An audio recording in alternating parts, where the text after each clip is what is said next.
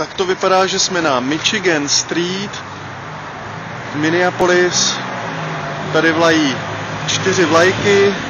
Vlajka minnesotská, vlajka Spojených států, vlajka česká, vlajka slovenská, protože jsme u Československého kulturního centra v Minnesotě. Tady sídlí honorární konzul, tady vidíte náš znak a sídlí tady zároveň Sokol.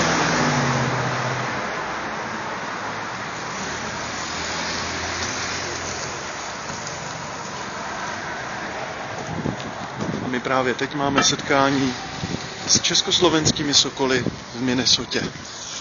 Takže jdeme za nimi, podívat se, jak to tam vypadá. Tak, tady je vchod, můžeme se na to podívat, tady. Tady jdeme za československými sokoly.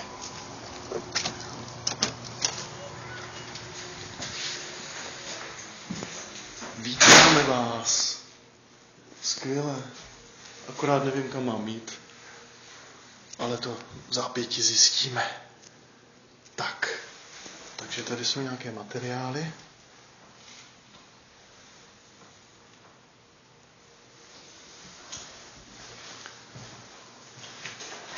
Zdravíme americké sokoly. Welcome.